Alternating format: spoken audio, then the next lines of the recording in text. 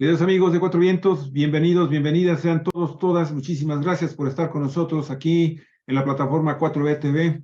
Lunes 5 de diciembre del año 2022, transmitiendo en vivo desde la ciudad de Ensenada, Baja California, México. Muy amables por estar con nosotros. Les pedimos, si les gusta la programación de 4B, usted ya sabe perfectamente bien que ahí tenemos una gran cantidad de videos desde 2012 prácticamente hasta la fecha, y una enorme cantidad de reportajes, entrevistas, programas de noticias, de análisis, de información. Muchísimas gracias por estar acá en Cuatro Vientos, y les invitamos que cuando pueda también entre a nuestro canal en YouTube, se suscriba a nuestro canal y pues también active la campanita para que en cuanto tengamos transmisiones en vivo, usted tenga la posibilidad también de ingresar y estar aquí con nosotros en vivo.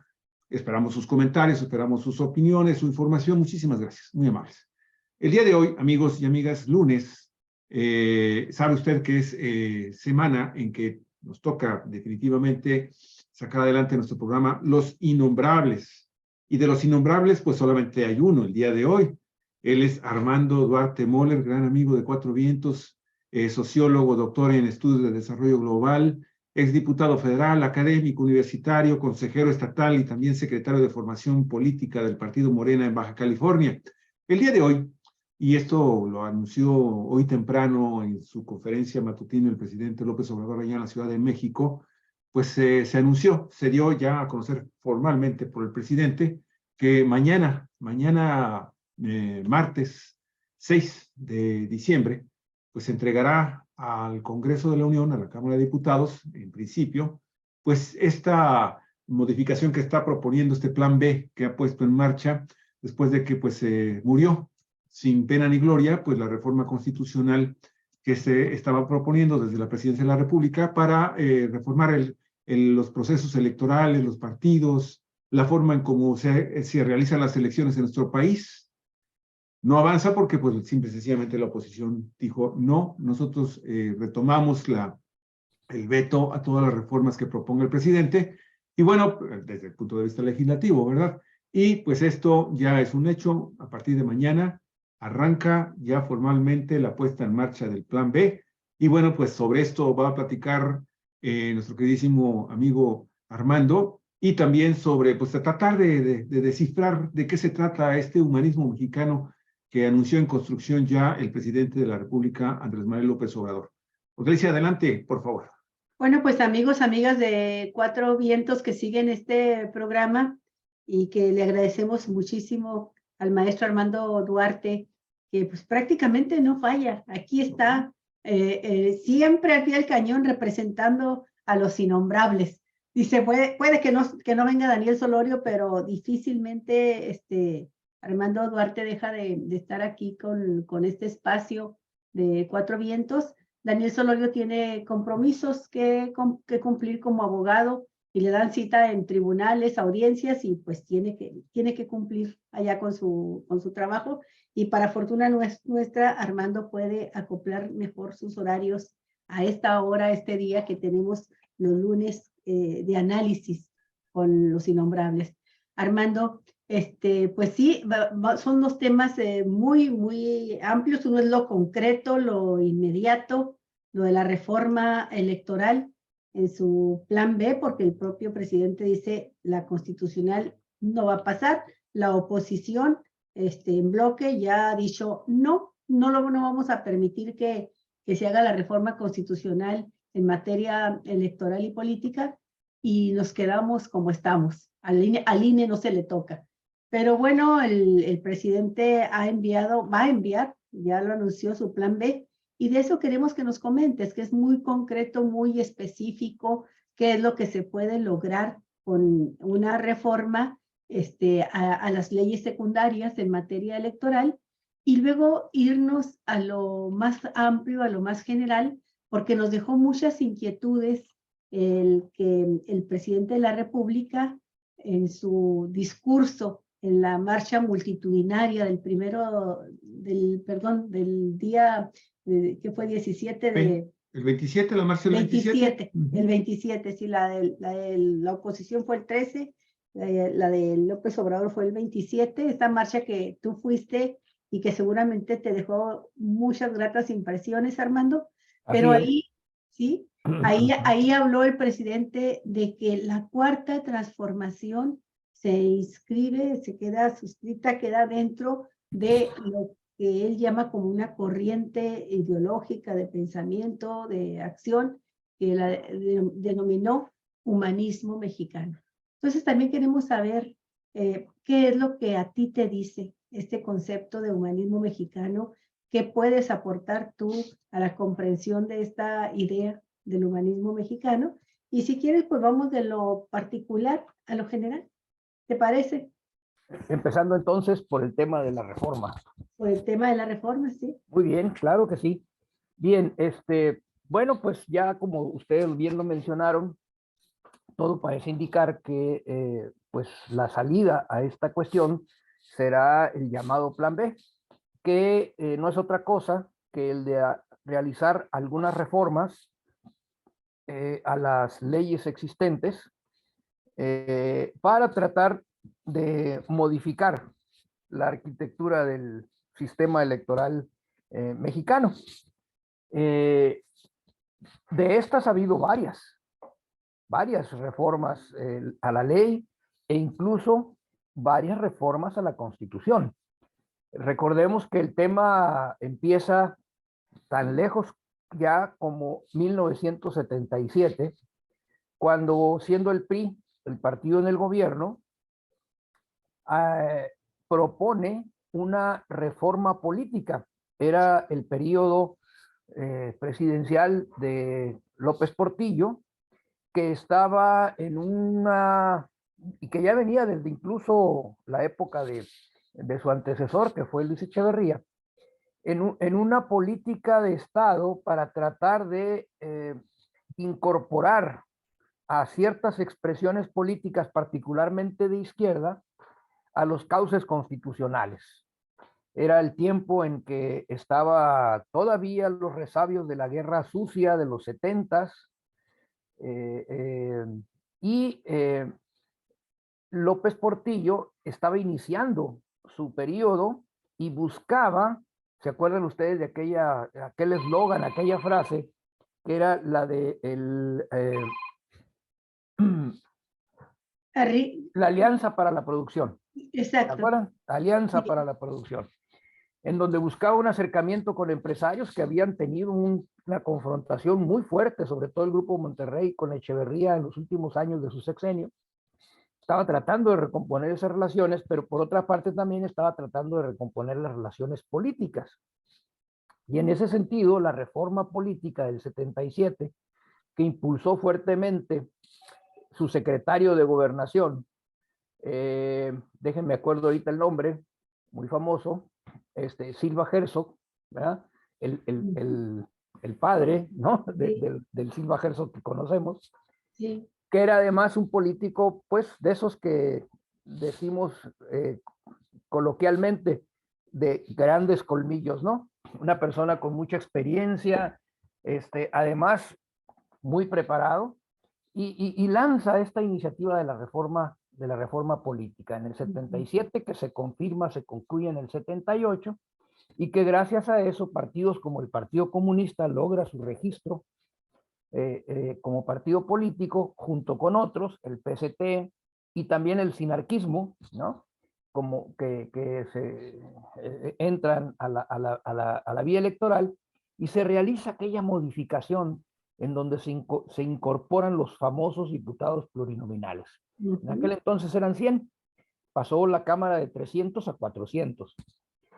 Entonces, esa fue una gran reforma porque implicó cambios en la Constitución, cambios en la ley, y de ahí para adelante hubo una cantidad importante de reformas. Se fue perfeccionando, llegó después del 88 aquella reforma que dio lugar a la creación del Instituto Federal Electoral, a la llamada ciudadanización de los órganos electorales, y tuvo también esto algunas reformas, fueron reformas constitucionales, algunas, otras reformas legales, y llegamos a la situación actual.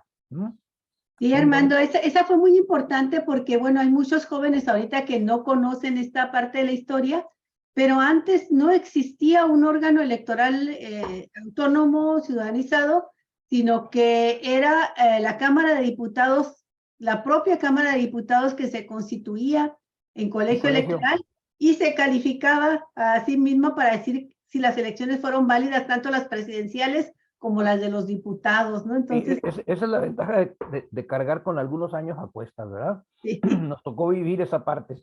Y a mí en lo particular, precisamente fui, creo que fue la última ocasión, cuando yo fui diputado federal por el Frente Democrático Nacional, En el 88.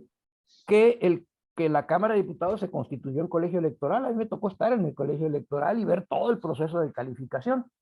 Así que cuando dicen, es que en el 88 no hubo fraude, pues no, que no me vengan con esas, ¿verdad? Porque sobraron pruebas y tú las viste. Me tocó ver todo el proceso. Bueno, la cosa es de que llegamos al momento hoy en que se hace necesaria una nueva reforma. Las leyes, como bien lo dijo hace muchísimo tiempo el barón de Montesquieu, ¿verdad? Tienen un espíritu que obedece a circunstancias y cada ley no puede comprenderse si no se atiene al contexto en el que ésta surge, ¿no? Y hoy en México tenemos una situación en la que los órganos electorales y el sistema electoral general tiene características que lo han vuelto ya inoperante para un verdadero desarrollo de la democracia en México. Por eso es necesaria la reforma. Cosas como, por ejemplo, que los consejeros del INE sean designados en función de cuotas de los partidos. Pues eso hace que sea la partidocracia la que domine, ya no el gobierno, pero la partidocracia, la que domine el órgano electoral, ¿verdad? Que se distribuyan, dependiendo de su peso político, las diferentes fuerzas, la composición del INE, y esto sesga la actuación del árbitro. Lo convierte muchas veces en un jugador, como ha sucedido recientemente, no en el árbitro imparcial. Otra sí, es porque la partidocracia también decide la composición del órgano electoral, porque son los partidos en la Cámara de Diputados quienes se reparten por cuotas cuántos consejeros le va a tocar a cada uno y sigue siendo la partidocracia la que domina, ¿eh? Sí. También el órgano electoral. Sí.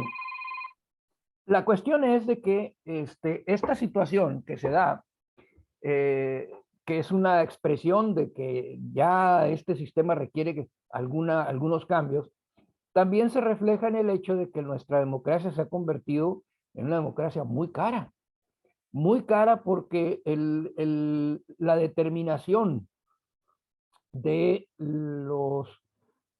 financiamiento público, recordemos los partidos políticos a partir de esa reforma del 77-78 del siglo pasado, le confirió a los partidos la condición de ser instituciones de interés público, por lo tanto merecedoras de financiamiento público, y se estableció una fórmula desde entonces que no se ha modificado, en la que se determina el financiamiento a los partidos en función del valor del voto, del costo del voto.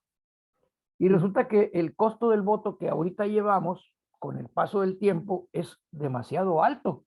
Y entonces se dice, bueno, si cada voto cuesta tanto y este partido sacó tantos votos, le toca tanto dinero. Y entonces, en esa fórmula, ¿verdad? Ya el valor del voto es altísimo. Y por eso son las enormes cantidades que reciben los partidos políticos. Luego está el tema, ¿verdad?, de que la duplicidad de funciones de órganos electorales entre los órganos federales, los órganos locales y las famosas OPLES, que son 3 niveles de burocracia que es carísima en su sostenimiento, empezando por lo que todo el mundo ya sabe, ¿no? Los sueldazos que reciben los consejeros electorales. Insultantes. Y toda la cantidad de privilegios y cosas que tienen. El caso es que ya se hacía necesaria una reforma. Y obviamente la reforma que se propone es una reforma profunda, de gran calado, como la que se hizo en el 77, para modificar el esquema electoral mexicano. Evidentemente, esta transformación tiene implicaciones que provocan la resistencia de ciertos grupos, a los cuales el actual estado de cosas les favorece. Bueno, pues todos esos que marcharon defendiendo al INE, en realidad lo que están haciendo es defender el actual y viejo y obsoleto modelo electoral que tenemos en el país. La reforma lo que propone es actualizar, modernizar, Fortalecer. fortalecer, y entonces elimina la designación de consejeros electorales a través de las cuotas de partido, sino a través de una elección abierta, que la gente los elija, como elige a sus presidentes municipales, a sus gobernadores. Y no implica mayor gasto, porque el mismo día de la elección se puede hacer la elección de consejeros. Como en Estados Unidos, el mismo día de la elección, la gente elige jueces, sheriffs, fíjate, el jefe de la policía lo elige el pueblo en los Estados Unidos, ¿no? Y lo hacen en el mismo momento. ¿Cuál es el gasto adicional? Pues la papeleta. Es todo lo que implica de mayor gasto. Bueno, esa es una de las reformas. La otra, reducir el tamaño del Congreso de 500 a 300, modificar el sistema de elección de los diputados, reducir la cantidad de diputados senadores, reducir la cantidad de diputados locales, porque hay estados que tienen congresos de 70, 80 personas, o sea, una cosa bárbara, como si fueran países, ¿no? Y cada uno tiene su buena entrega de dinero, ¿no? Su dieta y sus prestaciones y no sé qué tantas cosas. Bueno, reducir la cantidad de diputados, reducir el aparato burocrático. ¿Todo esto en qué redunda? Redunda en que tendríamos una democracia menos cara o más barata, como lo quieran llamar.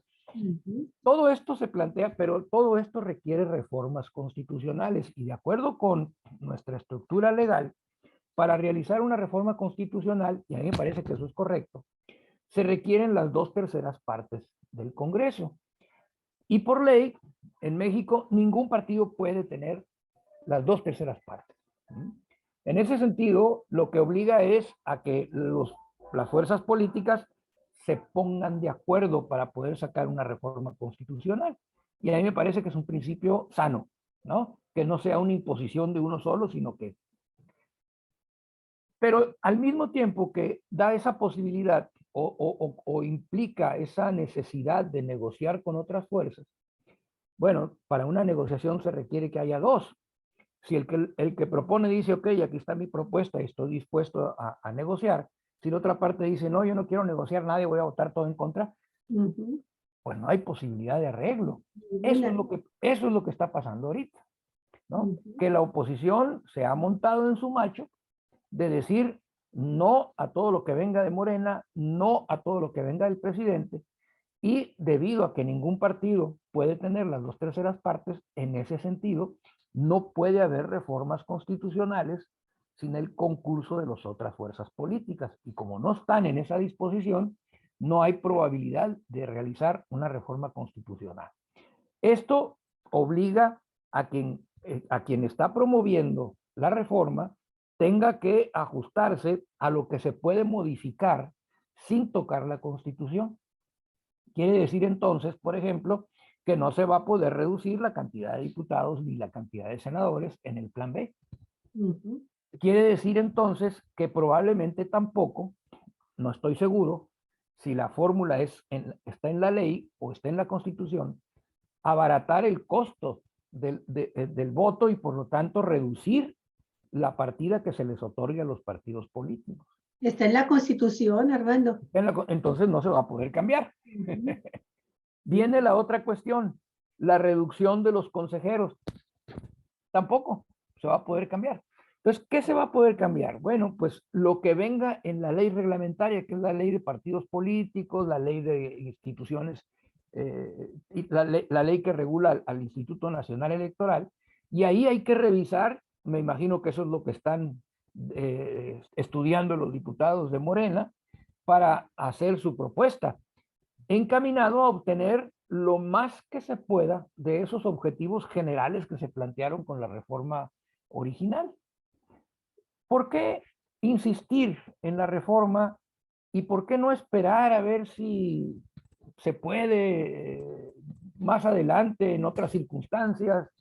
lograr el consenso o el acuerdo con alguna fuerza política que pudiera permitir la mayor cantidad de votos, como pasó con lo de la Guardia Nacional recientemente, ¿no? Que el PRI decidió apoyar y se logró hacer la reforma constitucional. Yo creo que esto tiene que ver con una estrategia política también, porque ya ahorita todo lo que pasa en nuestro país está vinculado a lo que va a suceder en el 24. Así Y es. entonces, para el presidente de la República, para el partido en el poder, es importante empezar a dejar claro en qué postura se encuentran los contendientes. Y entonces les avienta esta reforma como diciéndoles, a ver, democracia, vámonos en serio, aquí está, ¿no? Este planteamiento. Y ahí empiezan las definiciones. Entonces, ahorita, ¿qué es lo que sucede? Pues que el PRI, el PAN, el PRD, el Movimiento Ciudadano y no sé cuál otro, están declarándose contrarios a tener una democracia más económica, contrarios a acabar con la burocracia dentro del sistema del Instituto Electoral, contrarios a la austeridad, ¿no? Son contrarios a combatir la partidocracia, son contrarios a que las personas a través de su voto tengan una mayor participación, prácticamente se están planteando como contrarios a la democracia participativa, porque para ellos el modelo de democracia representativa, liberal, es más que suficiente, ¿verdad? Están planteándose, bueno, contrarios a todo, a cualquier cambio. Eso es lo que están planteando. Nosotros no queremos la misma situación, por eso son conservadores, quieren conservar lo que ya está pasando. Oye, Ese es Armando, más o menos el escenario. entiende que se opongan a que se les quite el recurso a los partidos políticos en los años no electorales? Porque pues se ha formado una casta dorada también en los partidos políticos, donde los dirigentes, muchos de ellos, ganan lo mismo o más que un senador de la República. Entonces, se entiende que por intereses mezquinos, económicos de ese tipo se opongan. Se entiende también que se opongan a que se elija a los consejeros directamente por el voto popular, porque están acostumbrados a ser ellos los que pactan dentro de la Cámara de Diputados y se reparten las cuotas de consejeros electorales e imponen también a los magistrados del Tribunal Electoral. Se entiende que en alianza con los órganos electorales no quieran tocarle el presupuesto al INE. Todo lo que tiene que ver con los intereses económicos, se entiende, porque es lo que defienden ellos siempre. Pero me llamó la atención, Armando, que el periódico Reforma, y de ahí el ejercicio que realizó Reforma de análisis se extendió a otros medios, pudo constatar que si en el año 2021 ya hubiese estado en vigor, se hubiese aprobado y hubiese estado en vigor la reforma electoral que propone el presidente de la República, a Morena mismo le habrían tocado menos diputados, porque es una representación directa, porque Morena ahora, y como el PRI o el PAN antes, quien ganaba la mayoría, el diputado, el candidato a diputado que se llevaba la mayoría, se podía llevar la mayoría del tercio mayor, o sea, el tercio mayor de 3 fuerzas principales, pero el 66 o el 70% no quedaba representado en la Cámara. Nada más el que ganaba, así fuera por un voto más que los otros partidos contendientes, quedaba, y los demás votos se iban a la basura, se perdían. Y con lo que propone la reforma de López Obrador, pues ahora todos los votos cuentan, y no nada más para todos los partidos. No se desperdicia un solo voto ciudadano, sino que también para los candidatos independientes que pueden hacer su lista de candidatos por cada estado de la República y con la misma igualdad, con el piso parejo con los partidos políticos. Si un candidato independiente saca más votos que el partido, ese es el que va a la Cámara de Diputados en primer lugar, ¿no? Entonces, demostraron en Reforma que si se hubiese aplicado esta reforma electoral propuesta constitucional propuesta por López Obrador, habría estado se habría representado mayor pluralidad dentro de la Cámara y Morena habría tenido menos de diputados. Pues a pesar de ello, no, dicen no, al INE no se toca y la reforma votamos en contra. Sí, eso que mencionas es muy importante. Y hay otra cuestión que tampoco la oposición está aprovechando, porque al eliminar el sistema de cuotas para determinar los consejeros, se abre la posibilidad de que Morena no domine el INE, como probablemente, si se mantiene el sistema de cuotas, lo vaya a hacer. Y entonces van a empezar a acusar de que el INE está del lado de Morena. Bueno, pues para evitar eso, se propone esta cuestión. Bueno, pues tampoco eso les importó. Lo que pasa es que ellos están en ese plan, pues, de hacer fracasar cualquier iniciativa, reforma o política pública que impulse el gobierno de la Cuarta Transformación, porque en sus cálculos políticos está el de que si fracasa, va a ir generando una situación pues de ineficiencia, de que no saben gobernar, de que etcétera, etcétera, y eso contribuye a su narrativa que tiene el propósito de obtener la mayor cantidad de votos en la elección del 24. Nada más, permítame, voy a darle salida a algunos de los comentarios que han estado escribiendo nuestros queridísimos amigos de Cuatro Vientos acá en el chat. Los invitamos, por favor, si usted nos está observando, nos está escuchando este programa, por favor, participe también. Sus comentarios, sus opiniones, dentro de la no ofensa, ¿verdad? Mientras no la desacreditación, con groserías, con ofensas, pues aquí son bienvenidas. Miren, pues queremos agradecerle muchísimo, más antes que nada, y mandamos un afectuosísimo saludo a Maraceli Piña y a Raúl Florencio Lugo Hernández, quienes están con nosotros desde muy temprano. Muchísimas gracias. ¿Qué tal? Un abrazo. Muy amable a los dos. Muchísimas gracias por estar con nosotros. También quiero mandar un afectuosísimo saludo a nuestro querido amigo de Lánzate, nuestro querido Jorge Díaz. Jorge, siempre también te estamos observando y admiramos mucho tu trabajo. También sabemos que pues le metes muchas ganas también al trabajo de periodismo, de reporteo en vivo, y te hemos estado escuchando y viendo también en las mañaneras, muy activo. Felicidades, mis queridísimos. Felicidades, Jorge, un abrazo. Un abrazo también para ti, muchísimas gracias. En Lánzate, el titular de este programa, también que pues se maneja de manera independiente. Muchísimas gracias, mi estimado Jorge. También Juan Martínez, muchísimas gracias, Juan, muy amable, muchísimas gracias por estar con nosotros, muy amable como siempre por tus opiniones y por estar siempre compartiendo también nuestro programa.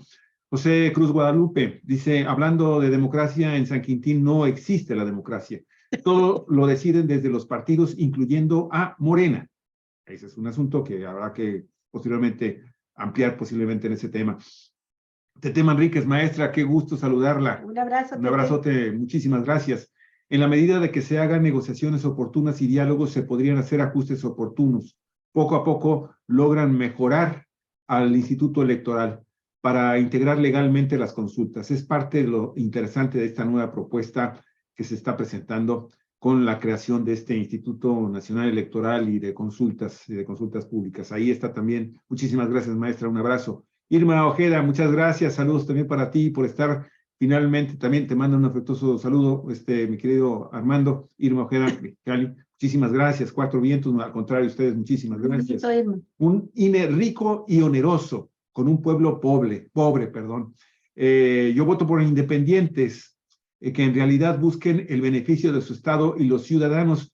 Un abrazo también para ustedes. Fíjate que es muy interesante, mi estimado Armando, porque poco se habla de los candidatos, de las candidaturas independientes en el país, ¿sí? Entonces, no sé, sabemos que la reforma constitucional electoral no va, eso es un hecho ya, eso es un hecho, pero sabemos que en la propuesta también para la integración de los diputados, en este nuevo modelo que se propuso, pues estaban incluidos también de una manera importante, interesante, los candidatos independientes. Platícanos un poco de eso, porque también las candidaturas independientes salen perdiendo con esta decisión de los partidos de oposición de no entrar al debate, de no querer, no entrar al debate, sino simplemente rechazar nada más porque viene del presidente. Armando. Mira, Olga lo explicó bastante bien. Los candidatos independientes, todos sabemos, evidentemente, pues no forman parte de un partido. Uh-huh. Y en lo que tiene que ver con la repartición de las curules, están en franca desventaja con respecto a los partidos políticos. Es una cuestión de inequidad absoluta lo que mantiene la actual ley. ¿Por qué razón? Porque a nivel de Congreso Federal, la única posibilidad de que un independiente pueda llegar a ocupar una curul es que gane por mayoría, como pasó en Guadalajara, con este candidato independiente de apellido japonés, Kunamoto, creo, ¿no? Kumamoto, Kumamoto. efectivamente. Sí, exactamente. Fue un caso extraordinario de un candidato independiente que gana de mayoría la elección en su distrito. ¿Sí? Pero es así como un garbanzo de a libra. Sí. Entonces, esa era la única posibilidad. En cambio, con la reforma, se podía juntar la votación de todos los independientes, ¿sí? Y ver cuál es el porcentaje que tienen. Y en función de ese representante, de ese porcentaje, asignarle el porcentaje de curules correspondientes en la Cámara de Diputados. Es decir, no necesitaban ganar de mayoría. Así es. ¿Verdad? Podían lograr con la votación integrada a nivel nacional, 1, 2, 3, las que fuese, dependiendo de la cantidad de Tener hasta votos. una bancada de independientes. Exactamente. Pero no como las bancadas independientes de ahora. No, Sí. claro, Que son de Que partidos y son luego se salen. satélites, ¿no? Sí. De los partidos. Que provendría del voto directo, del voto popular. Exactamente. Sería como un mecanismo mucho más claro de cómo el voto de la gente se traduce en representantes en la Cámara. Entonces, esa posibilidad enorme que ofrece la reforma constitucional, la oposición está desechándola. Otra vez están apostando por el viejo modelo de democracia representativa liberal, en donde los independientes no tienen casi cabida. Fíjate, si esa posibilidad se diera, el mismo elector se sentiría estimulado a sufragar por los independientes, porque sabe que su voto no se desperdicia, como decía hace un rato Javier, ¿no? Todos los votos cuentan. Claro. Entonces, a lo mejor yo voto por el independiente de mi distrito, tiene pocas probabilidades, pero yo sé que mi voto suma a la causa de los independientes a nivel nacional, y alguno puede quedar, ¿no? A través de los mecanismos que la misma ley secundaria pudiese reglamentar. Esta cuestión, a mí me parece que es algo que la oposición, por ese afán de oponerse de manera tajante a lo que venga de parte de la Cuarta Transformación, está dándole un severo golpe, como bien lo dijiste, a esta cuestión de las candidaturas independientes. Y eso le va a tener costos políticos, seguramente, ¿verdad? Para esa oposición. Es que sabes cómo están concibiendo, por ejemplo, el Partido Acción Nacional, que es el ejemplo más claro de lo que está sucediendo con las candidaturas independientes. Es que le cierran por un lado la puerta a los auténticos independientes, a los posibles candidatos independientes que provienen de la sociedad civil. Pero en el Partido Acción Nacional ya tiene un buen rato, ya tiene como, cuando menos aquí en el estado, cuando menos unos 2 años, que se dieron cuenta de que pueden entonces recurrir a las candidaturas ciudadanas. Y para eso, para crear esas candidaturas ciudadanas al interior de sus partidos, ¿sí?, le ofrecen una candidatura a un candidato ciudadano. Ese es el truco, esa es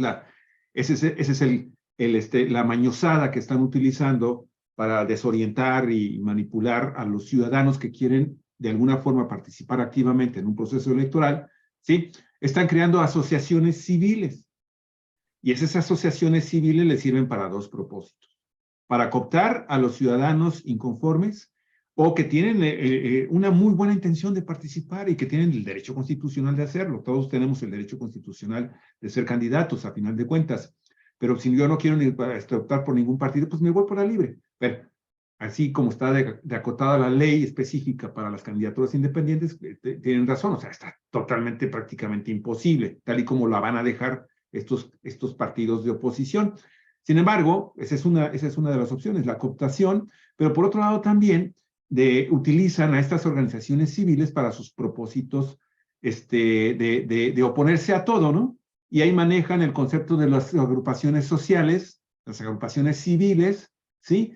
Respaldando posiciones tan estúpidas, perdón por el concepto, pero no podemos decir de otra manera, el hecho de que se utilicen mentiras tan viles como el hecho de que se va a desaparecer al INE, ¿no? Por ejemplo.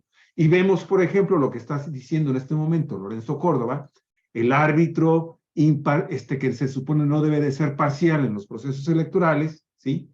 Sumándose a esta campaña de desinformación y de cinismo para manipular y enajenar a los ciudadanos poco informados, ¿sí? Pues él dice el día de hoy, y se publica en Milenio, el juego del 2024 ya arrancó, aunque es ilegal, perverso e irresponsable. Lorenzo Córdoba. Entonces, este manejo político que se está haciendo también de las candidaturas ciudadanas o candidaturas independientes, pues queda finalmente al garete, precisamente por la posición en que está jugando partidos como Acción Nacional, que tienen ese doble mensaje, yo respeto mucho a los verdaderos panistas que son afines y que son congruentes con su política y su filosofía. De hecho, lo hemos comentado aquí muchas veces, los procesos más democráticos para la selección de candidatos en los partidos políticos, en el interior de los partidos, se daban en el Partido de Acción Nacional. Fuimos testigos, Armando, de cómo se manejaban estas candidaturas y cómo se hacían las elecciones internas. Pero bueno, eso ya pasó. Pero ahora, pues queda esto, ¿no? Queda esta triste caricatura de democracia y de perversidad cuando se maneja también ya el concepto de los ciudadanos, de los independientes, para fines totalmente partidistas. Sí. Oye, Armando, me gustaría muchísimo si tienes tú la claridad o una idea más aproximada. La propuesta de López Obrador la vamos a conocer hasta mañana, pero de lo que se sepa hasta ahorita, que está en las leyes secundarias y que sí se puede reformar. Por ejemplo, yo he visto que lo que sí se puede reformar son aspectos que tienen que ver con el INE y que llevarían a un ahorro importante de por lo menos 3,000 millones de pesos en el costo de las elecciones.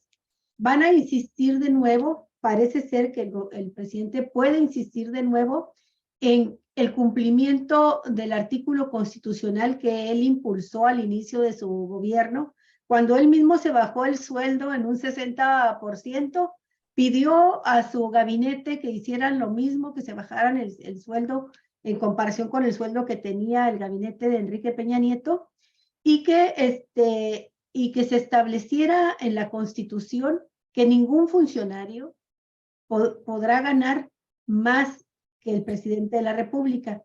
En el caso del INE, tan solo en el INE hay por lo menos 200 funcionarios que ganan más que el presidente de la República, entre la casta dorada que conocemos y toda la cauda de asesores que trae cada uno de ellos.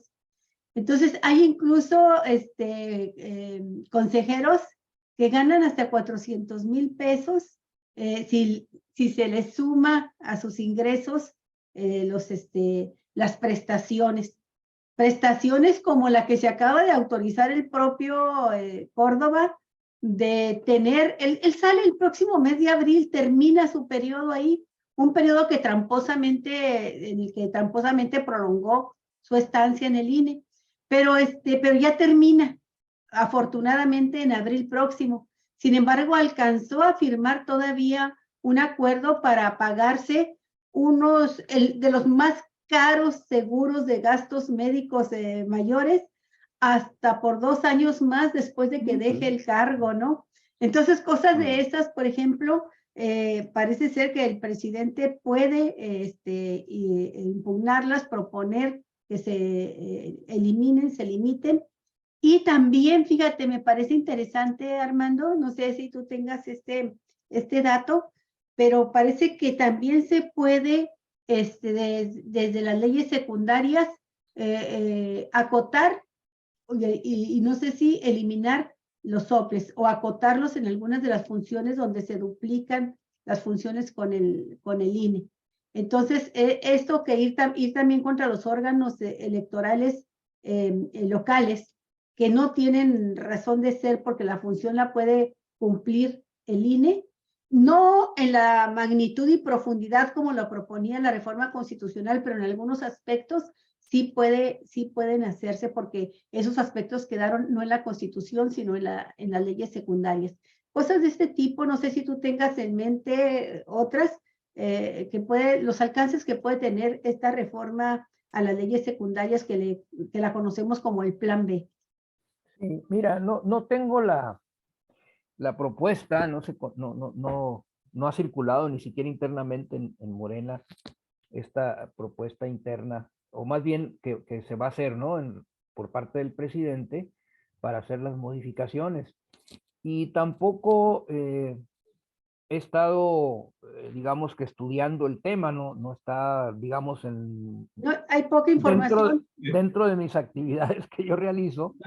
Yo podría dar un dato. La semana pasada aquí lo manejamos, Sí. incluso en el programa, no sé, recuerdo el viernes, el jueves. Sí, el viernes. Manejamos algunas de lo poco que se ha podido conocer del Plan B. Mañana ya nos van a dar a conocer muchísimo más ampliamente. De hecho, hoy muy probablemente nos den. Pero entre las cosas que se pueden modificar en los órganos estatales electorales es en unificar el tema de las direcciones, porque creo que están muy sueltas, y eso ha generado de alguna forma también un descontrol y duplicidad de funciones. Hasta donde logramos conocer el jueves pasado, la semana pasada que manejamos este tema también, lo vimos como era una de las cosas que se podían hacer con las famosas obras. Sí, yo creo que todo está orientado precisamente a tratar de hacer más o menos onerosa el costo, ¿no? de las elecciones. Creo que quitar 3,000 millones. Pues sí, que sería como un 15% del total, que no, la verdad pinta muy poco, ¿no? Y me parece que la parte sustancial de la reforma no se va a poder implementar, ¿no? Que sería, por ejemplo, el modificar el número mismo, de el criterio de asignación de diputados, que es muy importante, el número de diputados y senadores, el de los diputados locales, la designación de los consejeros electorales, el costo de la elección en función del valor del voto, del costo del voto, o sea, todas esas cosas que es la esencia de la reforma. La eliminación del dinero a los partidos en época no electoral. Eso va a quedar sin poderse tocar todavía.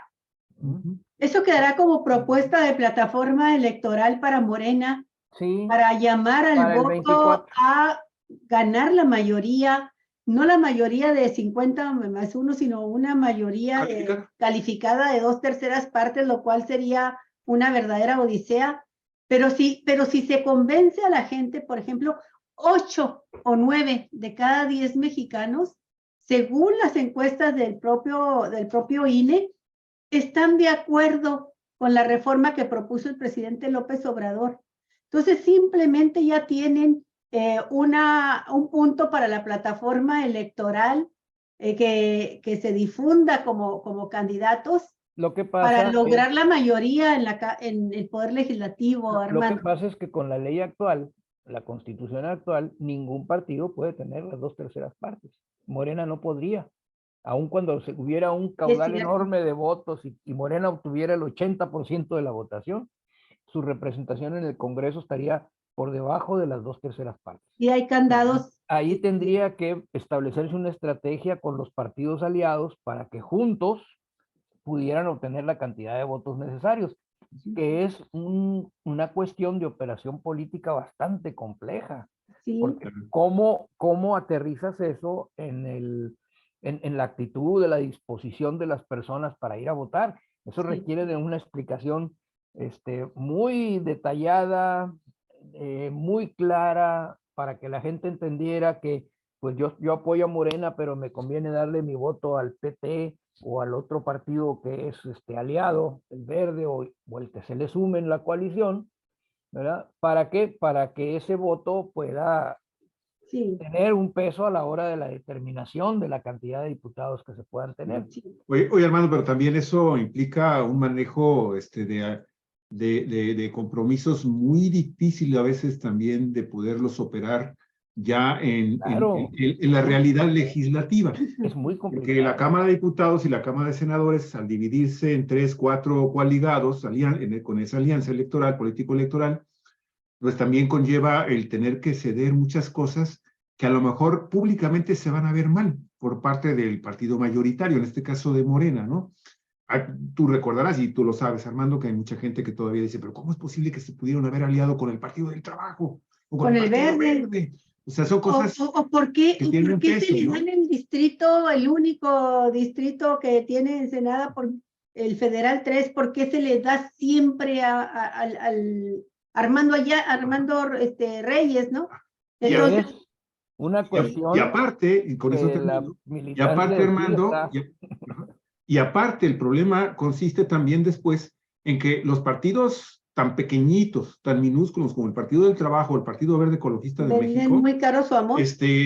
si no hacen este tipo, o sea, si no apuestan por continuar con un modelo como el que les ha permitido sobrevivir, y tú sabes que esa sobrevivencia es fundamental para ciertos Líderes. directivos ahí que están incrustados, que tienen años y años y años y para años las burocracias, ¿no? y que todo lo agarran para sí. Bueno, entonces eso podría significar su desaparición como partidos Para políticos las también. O sea, cosas burocráticas de los ese partidos. es un asunto muy interesante que yo espero que en el 2024 el partido Morena y sus aliados pues la pulan, convenzan más, y si la oposición sigue haciendo sus tonterías de estar cometiendo toda esta campaña de falsedades, de odio, de ira, mal encausada, pues definitivamente entonces podría llevar a un escenario en el 2024 en que más ciudadanos conscientes de lo que está sucediendo en este momento en el país pudieran entonces votar más a favor de una candidatura, de una coalición de partidos encabezada por Morena, en donde, bueno, pues a lo mejor yo lo comenté el otro día también aquí, con sus asegúnes, porque también este tipo de alianzas pudieran llevar, y el ganar,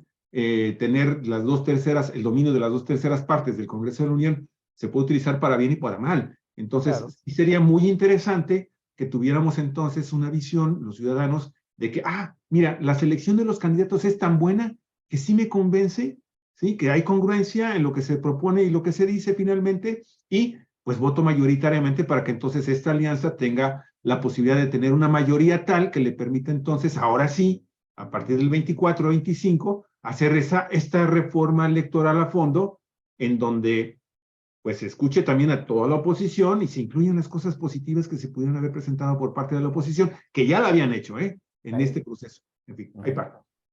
Sí, bueno, pues Armando, creo que ya en este punto no podemos llegar más allá porque pues nos falta conocer la propuesta en sí, y cuando la conozcamos va a ser así, yo pienso va a ser ipso facto, porque como la oposición no está dispuesta a discutir nada, pues va a suceder algo parecido al plan B de la reforma eléctrica, ¿no? Se presenta y ahí se impone ya la mayoría legislativa de Morena y sus aliados para sacar adelante el plan B. Oye, pero ojo en el Senado, ¿eh? Sí, en el Senado, porque ahí está este hombre Monreal. El Senado, Monreal lo va a votar a favor. Yo pienso que no va a haber problema, que va a salir como... También Monreal había anunciado oposición a la reforma eléctrica, ¿no?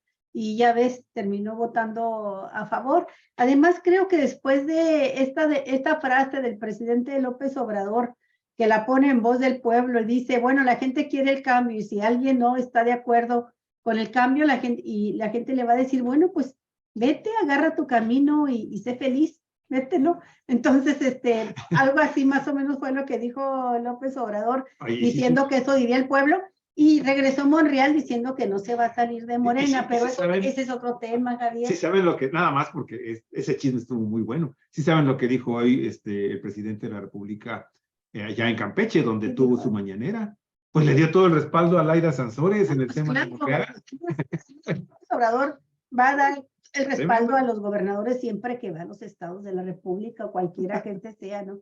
Pero, ¿qué te parece, Armando, si aunque sea de pasada, como introducción al tema, nos comentas algo sobre el humanismo mexicano? ¿Cómo no? Lo primero es que habría que comentar la cuestión de lo que son los ismos, ¿no? En las corrientes de pensamiento. Humanismo tiene un ismo, que es el sufijo al final, ¿no? Es humano e ismo. Y el ismo es un sufijo que se utiliza para formar sustantivos abstractos con significados de doctrina, de tendencia, de teoría o de sistema. Cuando hablamos, por ejemplo, de capitalismo, estamos hablando de una doctrina o de una teoría que justifica, sienta bases racionales filosóficas para explicar y fundamentar un modo de producción, que es el capitalismo.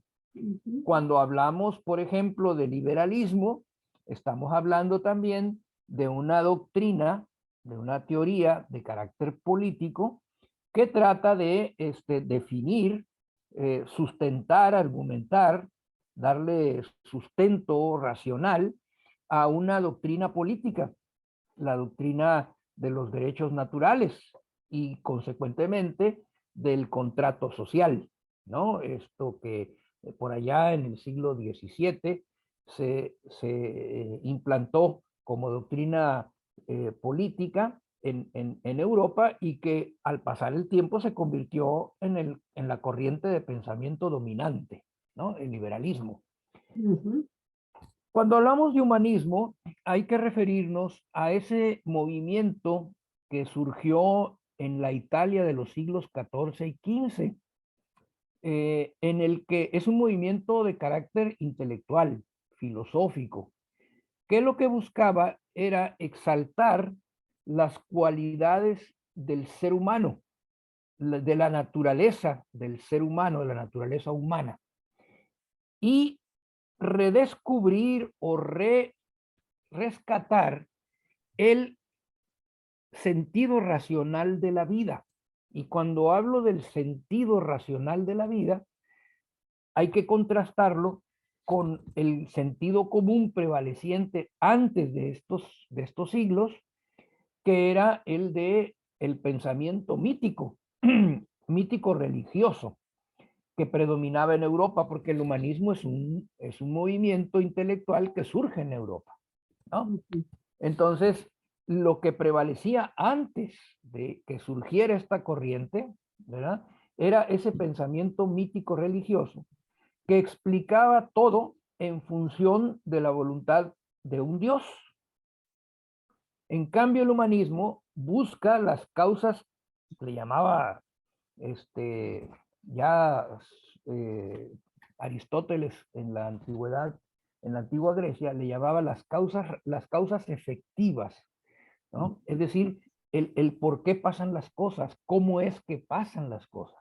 Y entonces, para explicar todo lo que sucedía, los humanistas o los renacentistas, porque así se le denominó a este movimiento intelectual en sus inicios en Italia, trataban de encontrar las causas, vaya, mundanas, terrenas, de lo que pasaba, ¿no? Antes, en la Edad Media, por ejemplo, la peste azotó a Europa y era un castigo de Dios. Sí. ¿No?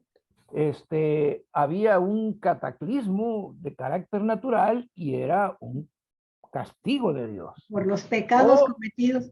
O había una época de bonanza y entonces era un premio que daba Dios porque se había comportado ese pueblo de manera que satisfacía al Dios, y entonces el Dios los premiaba. Ese era el pensamiento mítico religioso. La explicación de las cosas estaba en la voluntad divina. El humanismo dice, no, la causa de las cosas tiene que ver con lo que pasa. Y es entonces que empieza a desarrollarse un pensamiento racional y con esto el boom del pensamiento científico que se da a partir del Renacimiento y empiezan entonces a encontrarse explicaciones causales de los fenómenos y de las situaciones que se presentan que le permiten al ser humano, conociendo las causas, atacarlas para resolver los problemas.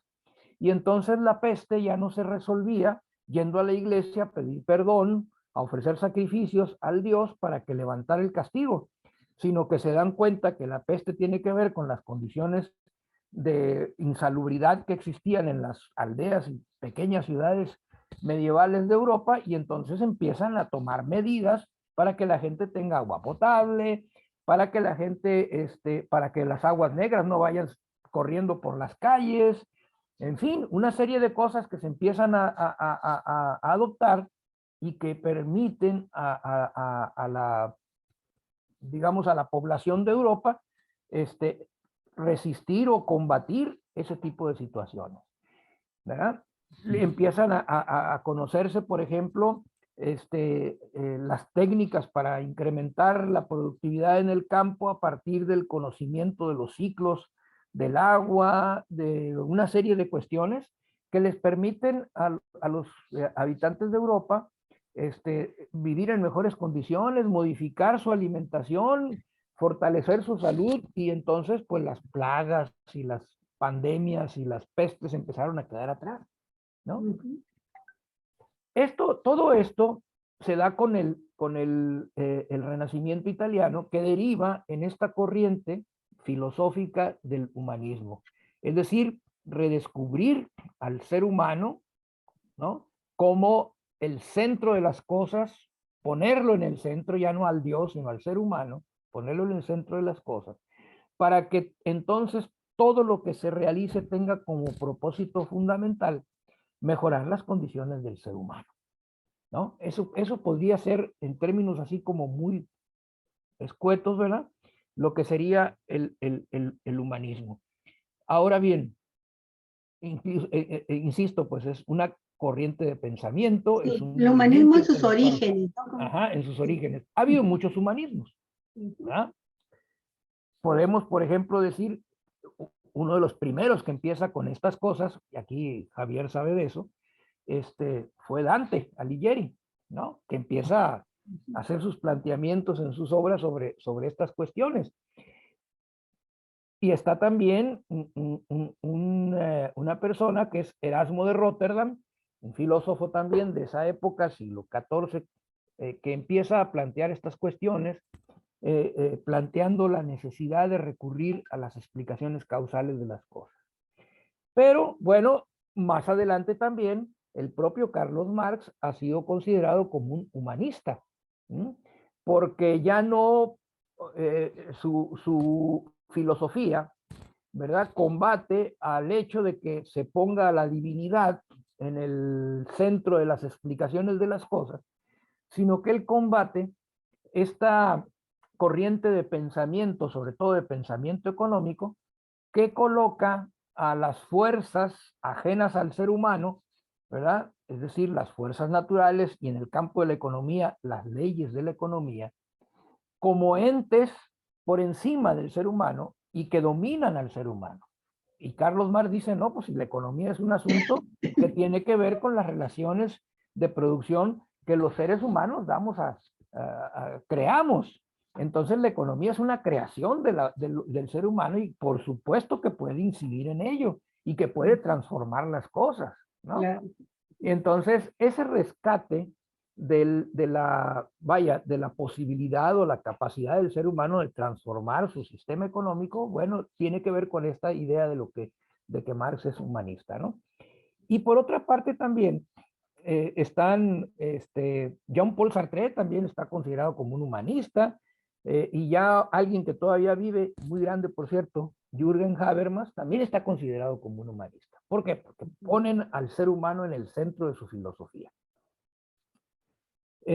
Otra de las características del humanismo desde la época que estamos mencionando fue una reinterpretación de la historia.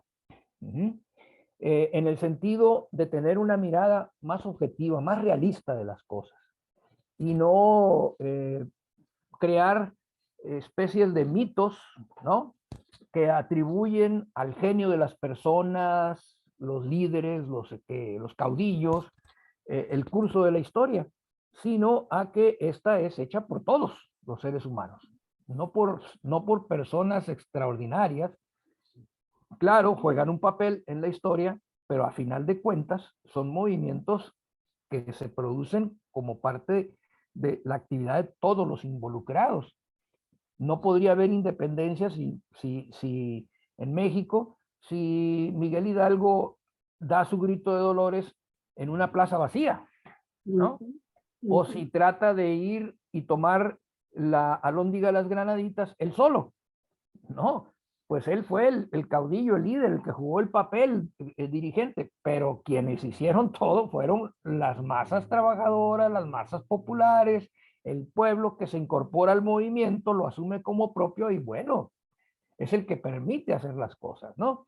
Entonces, esta mirada realista de la historia tiene que ver con este rescate de la voluntad del ser humano, de que no estamos sujetos a leyes por fuera de nosotros, a fuerzas sobrenaturales que dominan y que nos condenan a un destino en el que nosotros no tenemos nada que hacer, ¿no? Y hagamos lo que hagamos, lo que ya está escrito, eso es lo que va a suceder. El humanismo va en contra de esa corriente. Entonces, a partir de esas consideraciones, ¿qué podríamos entender de todo esto? Del humanismo mexicano que propone López Obrador, que habrá que ver cómo se desarrolla, porque pues unas cuantas palabras dichas en un meeting no te dan como para profundizar en esto, pero uno puede sacar ciertas conclusiones a partir de estas reflexiones previas, ¿no? Uno, este movimiento que plantea López Obrador, este movimiento intelectual, ¿no? Dentro de la política mexicana, está basado en, número uno, colocar al ser humano al centro de esta corriente de pensamiento. ¿Esto qué quiere decir? Uy, tiene implicaciones muy grandes. Número uno, en política, por ejemplo, esto de que el pueblo pone y el pueblo quita, es eso, reconocer la capacidad que tiene el ser humano de tomar el destino, su historia, en sus manos, la rienda de su destino en sus manos. Y acabar con esa idea muy difundida en amplios sectores de la población de que esto no tiene solución, siempre ha sido así, así va a ser, ¿no? Eso es totalmente antihumanista, porque le quita toda posibilidad al ser humano de poder intervenir y transformar. Ya está así, nos tocó mala suerte, no hay nada que hacer. Y eso contribuye a la desmovilización política. Entonces, ahí hay una implicación. En términos económicos, ¿qué implicaría el humanismo mexicano? Pues que no estamos condenados a tener que vivir en función de leyes económicas que están más allá de nuestras posibilidades. Si las queremos cambiar, podemos cambiarlas. No que los mercados, ese fetiche, ¿no? Que argumentan los neoliberales, hay que hacer las cosas correctas para no poner nerviosos a los mercados. Como si los mercados tuvieran vida propia, ¿no? Como cuando le conferimos nosotros poderes a una imagen, a un mono, ¿no? Entonces es un fetiche. O como si el mercado, el capital, el mundo financiero fuese el nuevo Dios, el que estaba en el centro y lo dominaba todo, ¿no? Exactamente. Entonces, hablar de humanismo mexicano en términos de sus implicaciones económicas sería el de que la economía no nos puede dominar como personas. Nosotros somos los que tenemos que dirigir la economía. La economía es un producto de la acción humana, no es un fenómeno natural que tiene sus leyes, como lo plantearon los clásicos de la economía política capitalista o burguesa, ¿no? Adam Smith y todos estos que hablaban de que la economía se regía por leyes del tipo de las leyes naturales y que por lo tanto el hombre no debía intervenir, debía de dejar hacer y dejar pasar, y que como todo fenómeno natural, la economía dejada en libertad tiende al equilibrio. Bueno, la historia se ha cansado de darnos muestra de que no se logra el equilibrio sin la intervención del ser humano, ¿no? Los mercados fallan, provocan problemas, bueno, han provocado 2 guerras mundiales, y que hay que intervenir, hay que controlar la economía. Tiene que ser la sociedad la que gobierne la economía y no la economía la que gobierne a la sociedad. Entonces, el humanismo mexicano, en términos económicos, tendría esa implicación, ¿verdad? No tenemos por qué estar sometidos a cuestiones que están ajenas a nuestra voluntad. Y aquí podremos pensar, por ejemplo, en esta postura que está asumiendo el gobierno de México en relación con el sector energético y las complicaciones o conflictos con Estados Unidos y Canadá y otros países, ¿no? Que tratan de imponer las leyes del mercado y López Obrador dice, no, ¿no? Y por eso metimos en el tratado, en el TEMEC, esa cláusula que dice que en materia energética México es soberano, o sea, puede hacer lo que él quiera. Sí. Y no es motivo de sanción porque está allí y está firmado y aprobado por los congresos de los 3 países, ¿no? Bueno, en términos, ya hablé en términos políticos, en términos económicos, que serían como 2 cuestiones fundamentales, y en el aspecto social, igual, ¿no? El rescatar el libre albedrío, ¿no? Esa capacidad de los seres humanos para decidir sobre nuestras vidas. Que las personas tengan proyectos de vida para que se puedan realizar. ¿Qué es lo que sucede con muchas personas? Que luego llegan a cierta edad y hacen una retrospectiva y no están conformes con su vida, pero dicen, bueno, pues es que no puedo hacer otra cosa. Y tenemos un montón de gente con frustraciones, con problemas. La gente tiene que entender que, claro, a partir de las circunstancias en las que vive, puede hacer cosas para transformar.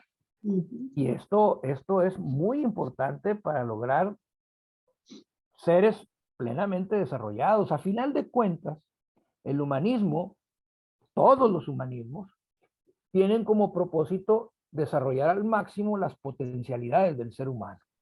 Un ser humano dominado por el pensamiento mítico, un ser humano dominado por las leyes económicas, un ser humano dominado por la tradición, es un ser humano que no desarrolla sus potencialidades. Se queda menos. Oye, y el humanismo griego incluso postula en los clásicos, pero un ratito nada más, un pequeño comentario, propone también que una humanidad dominada por las religiones tampoco es muy propensa a desarrollarse intelectualmente, porque muchas veces esas religiones se basan en objetivos totalmente espirituales que se manipulan al libre albedrío de quien finalmente están dirigiendo esas religiones. Y además porque te impone cuestiones que no tienen una explicación. Recordemos, ¿no?, que el humanismo surge precisamente como un movimiento contrario al pensamiento mítico dominante en la Edad Media. Así es. ¿Sí? Mítico religioso, ¿no? Y buscaba rescatar la racionalidad. Las religiones no están fundadas en la racionalidad, están fundadas en la fe. ¿Qué es la fe? La creencia ciega de algo, aunque no lo puedas demostrar. Y el racionalismo es, creo, lo que se puede demostrar, ¿no? Sí. Que es Hay que releer al filósofo Protágoras, siglo V antes de Cristo. Exactamente. De los 7 sabios griegos antiguos antes de Sócrates, que Sócrates todavía pule más el concepto del humanismo de aquella época, ¿no? Y que sentó las bases del pensamiento dialéctico. Así es. Y Protágoras puso en el centro de todo al ser humano. El hombre es la medida de todas las cosas, decía, ¿no? Exactamente. El ser humano, la mujer también. Sí, oye, bueno, en aquella época sí era una cultura una frase patriarcal totalmente, ¿no? Sí, totalmente. Oye, Armando, fíjate que yo las veces que he estado escuchando, bueno, cuando escucho a López Obrador hablar de humanismo no es de ahora. Siempre que alguien, algún periodista, alguna entrevista tratan de presionar para que se defina si es izquierdista, si es comunista, si es socialista, si es católico, si es cristiano, él ha dicho, soy humanista. Y bueno, cuando se habla de religión, porque él mismo lo ha hecho, aunque cada vez afortunadamente, en mi opinión, menciona cada vez menos frases religiosas, pero él dice, le decían, ¿eres católico? ¿Es usted cristiano? Dice, bueno, en todo caso, soy cristiano. Dice, pero soy cristiano entendiendo a Cristo como un humanista. El cristiano primitivo. Como un cristiano, como un hombre comprometido con la gente, con su pueblo, a Cristo, ¿no? Y luego cuando se le habla de su visión económica, pues hasta escribió un libro sobre economía humana, ¿no? Economía moral. Economía moral, donde está el hombre, el ser humano, el pueblo, al centro de los intereses de la economía. Y yo te quiero hacer un comentario, a ver qué te parece. Creo que cuando se habla hoy de poner al ser humano en el centro de todos los intereses, de todo el quehacer de una sociedad, sustituyéndolo por lo que antes era pues la idea dogmática de, si no puede ser de otra manera, de Dios, o bien del mercado como el nuevo Dios, ¿verdad? Las leyes del mercado como el nuevo Dios. Cuando se habla de esto, al final de cuentas creo que se está hablando, lo decía yo hace unos días con Javier, de los derechos humanos, que ser humanista es ser derecho humanista también, porque si tú te fijas, todo lo que tiene que ver con el desarrollo de los derechos humanos y que ya está plasmado incluso en nuestra Constitución, empezando por el artículo 1, pone en el centro al ser humano y sus derechos. Y entonces, ¿cuáles son los derechos? Ahí caben todos. O sea, es una relación también del ser humano con la naturaleza, porque el ser humano tiene derecho a un ambiente, a un medio ambiente sano. Un ejemplo concreto, práctico de humanismo, de su concepción humanista, la dio López Obrador aquí en Mexicali, aquí en Baja California, cuando dice Constellation Brands no se puede instalar en una región como el Valle de Mexicali, que carece de agua, y el agua es un derecho humano, ¿verdad? En primerísimo lugar, entonces que se vaya y se instale donde sobra agua. Y creo que esa es una manera muy concreta de cómo podemos entender el humanismo aplicado a cosas tan específicas como eso, ¿no? Entonces, son el respeto a todos los derechos humanos. Y entonces, en este respeto a todos los derechos humanos, el humanismo es quizá la fuerza más importante hoy planteada así para luchar contra esta derecha que resurge con las concepciones medievales, ¿verdad? De discriminación, de racismo, de homofobia, de clasismo, de todo lo que hemos estado viendo que nos deja con los ojos abiertos, cuadrados, pensando, cara, si yo pensé que estas ideas ya estaban sepultadas en el pasado de la humanidad, y resulta que vienen los ultraderechistas, se reúnen en México y hacen gala de todo este pensamiento oscurantista, antiderechos. Y bueno, es cuando dices tú, pues los derechos humanos y el ser humano y la mujer como una parte importante, y los pueblos originarios y los más vulnerables, que son los pobres.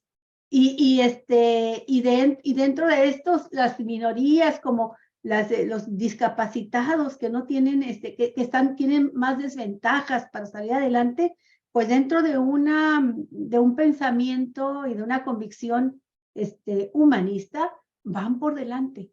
Es decir, primero ellos, primero nosotras las mujeres, primero los pueblos originarios, primero los más pobres, primero los más discriminados, porque solamente pensando en términos de que avancen los que están abajo, no solamente discriminados, sino explotados, oprimidos, en esa medida es que la humanidad puede crecer como tal.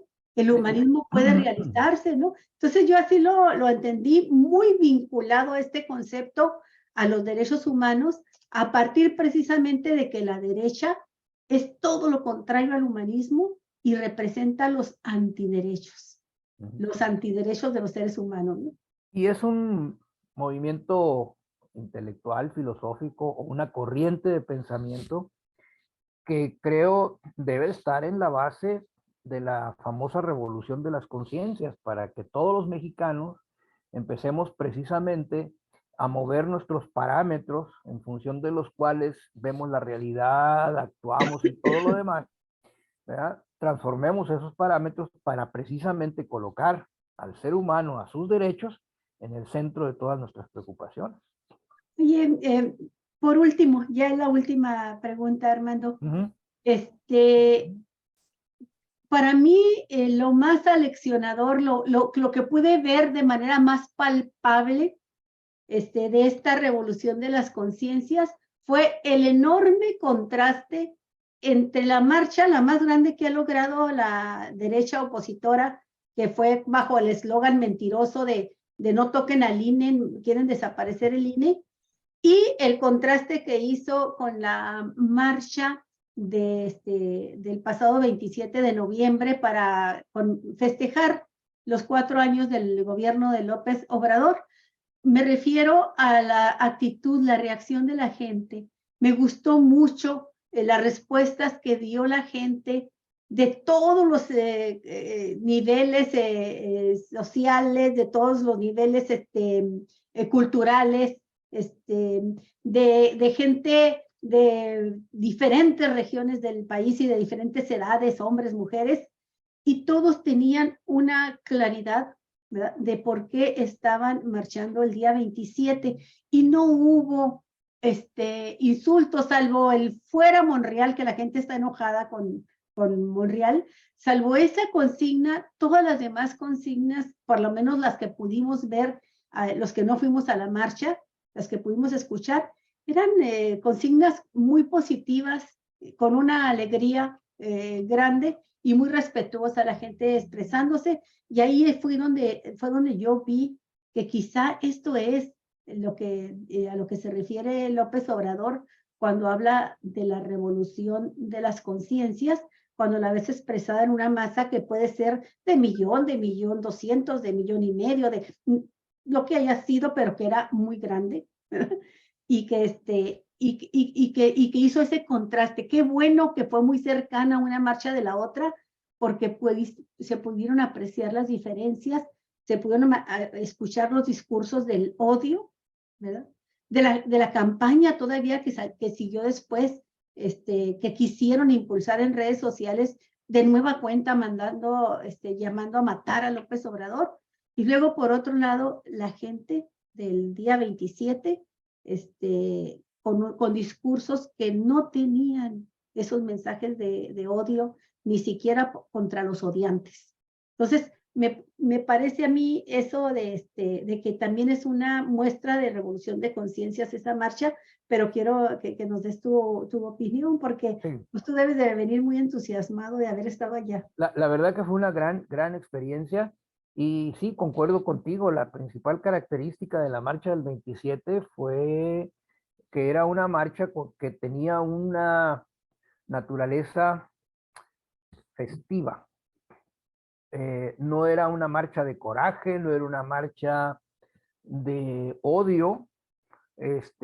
No se veía ni en las consignas ni en la actitud de las personas. La gente estaba como de fiesta. Era un río de gente que iba entonando sus consignas, cantando, bailando. Era un ambiente verdaderamente festivo. No nos conocíamos. Yo debo decir, por ejemplo, que me fue imposible integrarme con la delegación de Baja California, porque yo llegué el sábado, domingo en la madrugada, dormí unas cuantas horas y me levanté y llegué 8:30. Me acerqué al lugar. El taxi que me llevaba no pudo entrar porque las calles estaban cerradas. Me dejó a la altura del Bosque de Chapultepec, en la entrada donde están los leones, Ajá. al castillo, ahí, y ahí era imposible ya Avanzar a las 8:30. a caminar en un sentido o en otro. Ajá. Entonces dije yo, nunca voy a llegar a la Diana Cazadora, que era el lugar donde Baja California se iba a reunir. Entonces lo que decidí fue salirme de Reforma, me salí de Reforma, fíjense dónde estaba, ¿eh? Sí. Y ya estaba todo Reforma lleno, no se podía caminar ni para adelante ni para atrás, ¿no?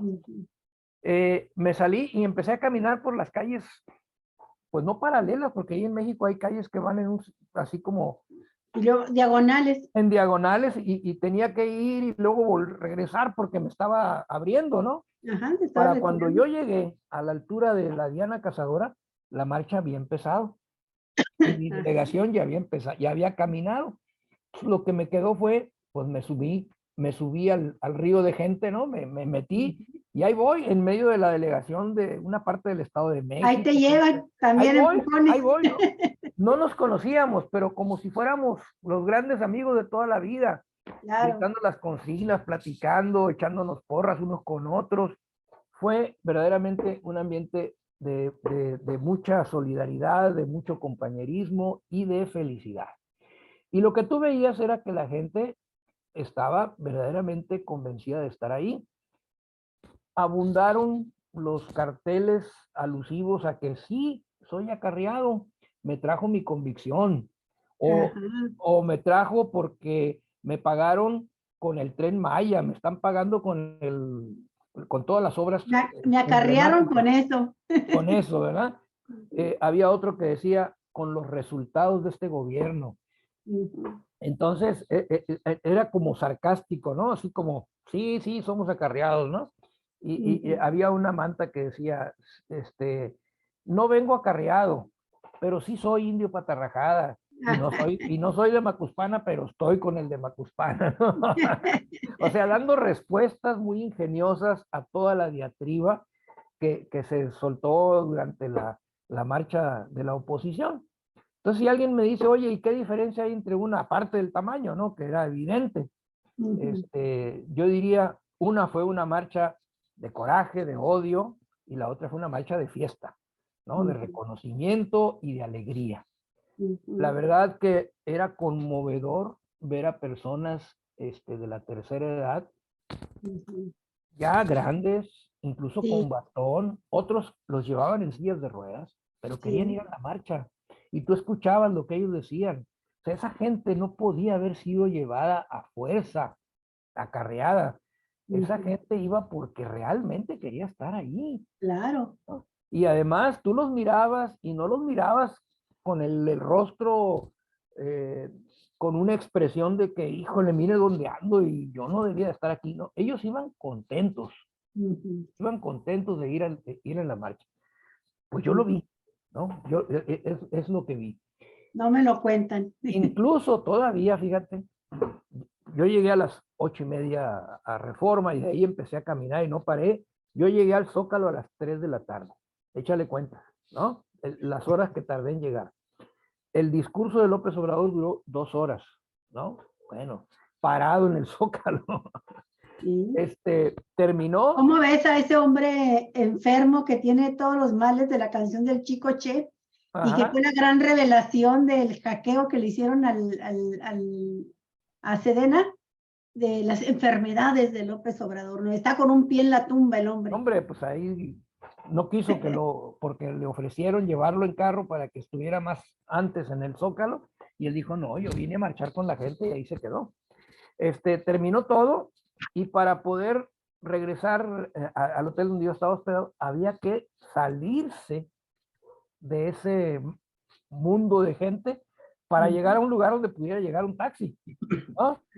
Entonces, pues ahí te voy caminando, y las calles, todas las calles alrededor del Zócalo eran ríos de gente de los que ya se estaban retirando, ¿no? O ya nos estábamos retirando. Oye, con razón no te conectaste al día siguiente, se me hace pues que estabas molido. Molido. Y luego resulta que en ese trayecto, fíjate nomás las cosas, ¿no? Ya ves que ahí en el centro histórico pues se ponen grupos que tocan y que piden cooperacha y todo eso. Muchas expresiones culturales. La gente se paraba a escuchar a los grupos y seguía bailando.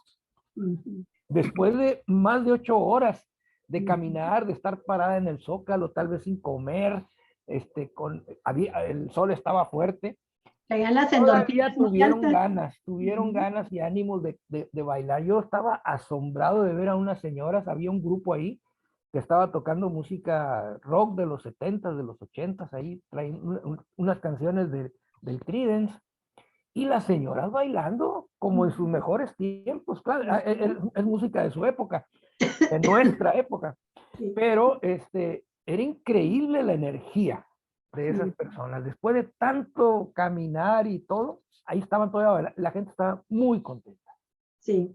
muy contenta. Eso se alcanzó a apreciar en las transmisiones para quienes no pudimos asistir a esta marcha, pero le estuvimos dando seguimiento, Armando. Y creo que lo menciono porque creo que mucha gente desde diferentes regiones del país estuvo, ahora voy a utilizar esta palabra que no es estricta en sentido religioso, estuvieron en comunión, en, Ajá. en comunión, en comuna, en común, en comunidad, compartiendo estas emociones. Pues muchas Ahorita, gracias. ahorita puso Javier una Sí. foto ahí que a mí me llamó mucho la atención, es digna de un premio, donde se ve todo el montón de gente y por alguna razón rara, la imagen de López Obrador resalta, ¿no? Sí. Yo la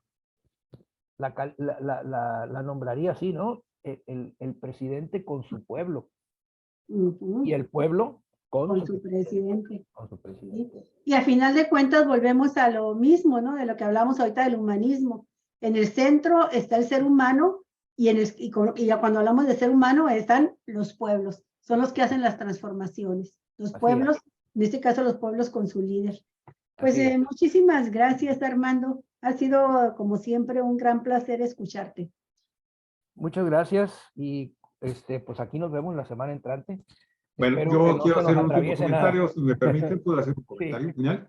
Miren, simple y sencillamente retomar el hecho de que estas cosas que están sucediendo en México han sucedido a lo largo de la historia de la humanidad. Hay que recordar que finalmente surgimos como un grupo que gracias a su solidaridad, a la ayuda mutua, al convivir para sobrevivir, finalmente, pues logra que todo esto suceda ahora también ya en nuestro país, que ha vivido épocas similares también de esperanza, de solidaridad, de esfuerzo, a lo largo también de su historia. De ahí, pues habría que entonces esperar finalmente a qué se refiere el presidente López Obrador cuando habla de de un humanismo mexicano, para entonces poder definir muchísimo mejor y hacer análisis más comparativos también de estas ideas que se proponen para consolidar ese humanismo mexicano que pues a lo largo, insisto, de la historia de este país, pero de toda la humanidad se ha dado y que finalmente ha logrado estos claroscuros también de la humanidad. Siempre han surgido grupos que se oponen al desarrollo individual y colectivo de la humanidad, de su forma de pensar, de manifestarse libremente, de su creatividad. Y eso finalmente en México lo debemos de celebrar. Habrá que esperar, ver de qué forma también los mexicanos podemos incorporarnos con ideas, con proyectos, con propuestas a esta iniciativa que está lanzando y que lanzó en la marcha del 27, al concluir la marcha del 27 en el meeting, el presidente López Obrador. Y ojalá tengamos la oportunidad los mexicanos de sumar también propuestas, ideas y proyectos para que entonces comencemos todos a crear esta democracia incipiente que nos estamos dando en este momento de la historia de nuestro país. Quiero agradecer muchísimo a todas las personas que han estado, realmente los comentarios que han estado presentando, ustedes han estado expresando, amigos y amigas de Cuatro Vientos, comunidad Cuatro Vientos, nos indican claramente de que este programa en particular les ha gustado mucho los temas que se han tratado aquí. El tema del humanismo, la verdad, ustedes están haciendo aportaciones muy, muy interesantes. Quiero agradecerle a todos ustedes que han estado pues, prácticamente llenando, ahora sí, de una manera muy importante, casi ya llevamos 45 comentarios, que para nosotros es un récord prácticamente, ver en vivo, que están ustedes participando tanto y vemos que también el tema de las candidaturas independientes les han llamado mucho la atención a un sector también de la gente que ha estado participando. Les prometemos que dentro de poco haremos un programa también sobre el tema de las candidaturas independientes. A todos ustedes, muchísimas gracias por estar con nosotros. Si nos pueden apoyar, si nos pueden ayudar compartiendo el programa, muchísimas gracias a quienes lo hicieron, y pues por estar participando con todos estos sus comentarios que la verdad nos llenan de mucha alegría ver que les gustó estos temas que se trataron aquí el día de hoy. Amigos y amigas, pues muchísimas gracias, Armando, muy amable por estar de nueva cuenta con nosotros, por ser tan cumplidor, te agradecemos de veras de corazón el que estés siempre con nosotros. Hasta bien, pronto, pues, que tengas muy bonita semana, Armando. igualmente, nos Todos estamos viendo. ustedes, amigos, Gracias. amigas de Cuatro Vientos. Muchas gracias. Hasta el día de mañana. Cuatro Vientos, periódico en la red, donde todas las voces encuentran eco. Y acuérdese, ya desde el siglo XV, desde el siglo V, en la antigua Grecia se hablaba de la brevedad de la vida, así que disfrútenla al máximo. Cuatro Vientos. Hasta luego.